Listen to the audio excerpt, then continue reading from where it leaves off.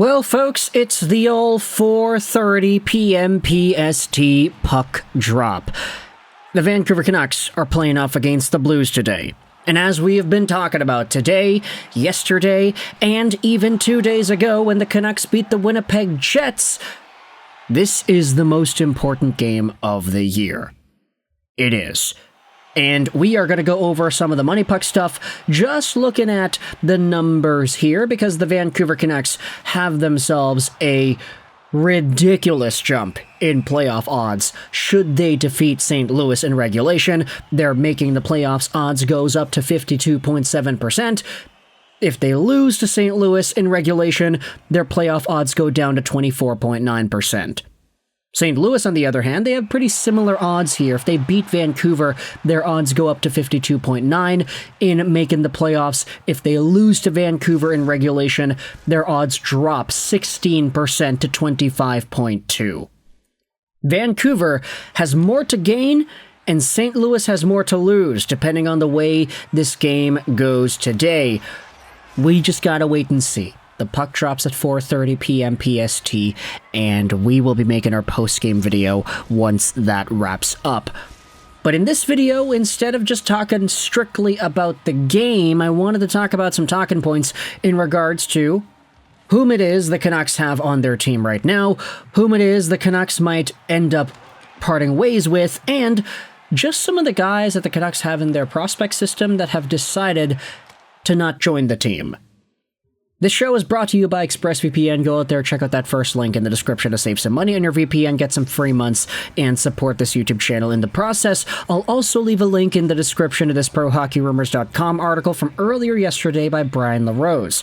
Canucks news on Tocchet, Boeser, off-season targets, and Celebrini. Not Macklin Celebrini. We'll get to that a little bit later. But when it comes to the Canucks and their bench boss, there is some contract conversations that we need to talk about in regards to Rick Tocchet. Don't expect to hear any news about an extension for Tocchet anytime soon. Sportsnet's Ian McIntyre relays that the bench boss noted on local radio earlier this week that he has told management he does not want to discuss a new deal at this time. Instead, he wants to concentrate his focus on Vancouver's playoff push. The Canucks hold a club option on Tocchet's contract for next season, one that's expected to be exercised should a new deal not be reached in the meantime. While Tocchet noted that his decision shouldn't be construed as a lack of desire to remain behind the bench or a play for more leverage. So it seems like for now, Tocchet is not really having any sort of thought being put into his future. Doesn't seem like the Canucks are going to go out there and try to negotiate anything right now either.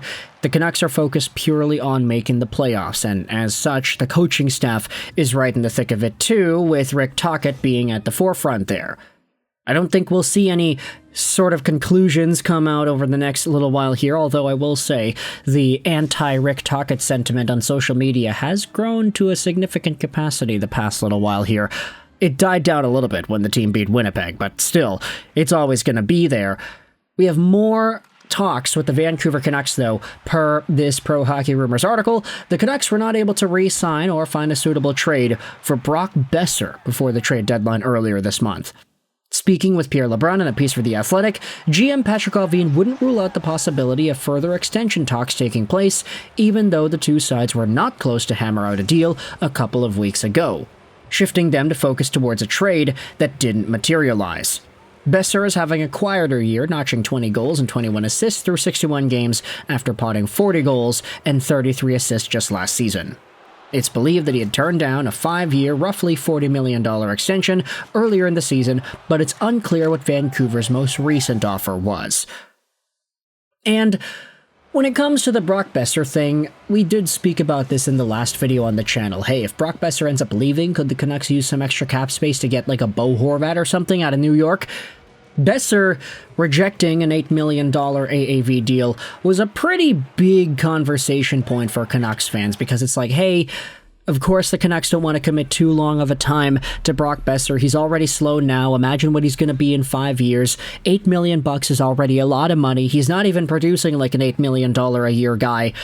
He might have been doing that last season when JT Miller was feeding him pucks left, right, and center, but now that he's by himself, he's got PD. It was a pretty big talking point that he was struggling for most of the year. And then the game against Winnipeg happened. Boeser got 2 goals and an assist. He had finally scored his first goal in over a month. And I think a lot of folks were starting to turn the tides on Brock from that game. Of course, though, one good game is one good game. Anybody can have a good game at some point. We have to see Brock turn it around consistently in order for us to fully believe that that 40-goal scorer, 70-point guy is back, even though he had not been present with the Canucks for most of this season so far. Whether or not that guy's worth $8 million a year, you could debate amongst yourselves, but the hard facts are that Brock Boeser has not been great this season compared to expectations, and his contract talks, they could have definitely struggled because of that. Moving forward onto other Canucks notes here. While it's clear the Canucks picked up Filip Chytil as a part of the JT Miller trade earlier this season, don't be surprised if they add another center this summer. Alvin revealed in the same interview with Pierre LeBrun that definitely will do that in the offseason, whether that's through trade or free agency signing. Pius is slated to becoming a UFA this summer, so if he departs, they will certainly have another opening down the middle to fill, while Chytil's concussion history will likely motivate them to get some more center depth as well. And if that depth includes said Pius Suter, I hope it does. Really. Yesterday they had Thomas Drance and Halford and Bruff speaking out about how Drance does feel like the Canucks feel they have an avenue to re-sign Pius Suter. I mean, the guy was signed for cheap 2 seasons ago, and he has been so good as a middle six, all situations, can play on the first line with Miller and Boeser if we need him to as a winger, can be a nice winning center who does score a decent amount of 5v5. There's a lot of value that Pius Suter brings, and the cha-ching of it all this season, him eclipsing the 20-goal mark for the first time in his career, definitely serves to give him a boost on potential earnings next season and beyond, whether it's with Vancouver or another team. I'm not saying Suter is like a top 6 center or anything, but as a middle 6 guy who can play literally anywhere in the lineup, you have a lot worse options available on the table here. Suter is one of the better ones, I'd feel. So for Vancouver, if they find a way to re-sign Suter, even if it's at like a $4 million AAV mark, I mean, the guy got 20 goals. He's able to do that, and the versatility he provides, I think, is worth way more than the $1.6 million that he has been on per season the past 2 years here in Van. So honestly, Pius Suter, super underrated guy. If the Vancouver Canucks find a way to sign him like Thomas Drance thinks the Canucks have an opportunity to do, then I'm all for it. Bring him back. Let's see what he's got next season as a part of this middle core. Finally, let's go back onto the article and read the last point on this Canucks Notes article. Canucks prospect Aiden Celebrini is expected to remain at Boston University next season, relays Max Miller of the Sharks Hockey Digest. The 20-year-old defenseman was a 6th-round pick by Vancouver back in 2023, 171st overall. He's close to wrapping up his sophomore season with the Terriers and has a goal and 5 assists through 26 games this season. The Canucks hold Celebrini's rights through August 15th, 2027. And yeah, that's true.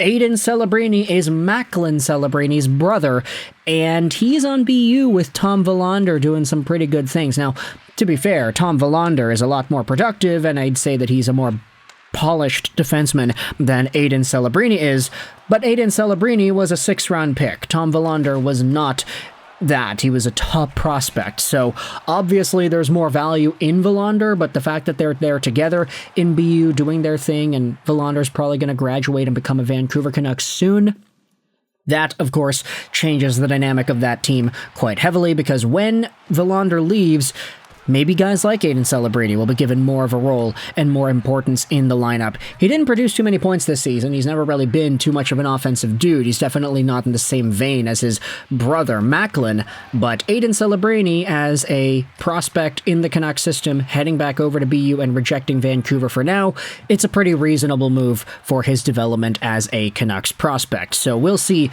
whether or not Aiden Celebrini has more to offer next season. For now, though, he's suiting up with Willander. They're going to get ready most likely for the national championships in a few weeks here. So let me know your thoughts in the comment section below about all these Canucks notes, from Tocchet to Boeser to Suter and Aiden Celebrini. Stay tuned for after the Canucks game, because the post-game show is going to be available here on this YouTube channel. I hope you enjoyed this video, and bye.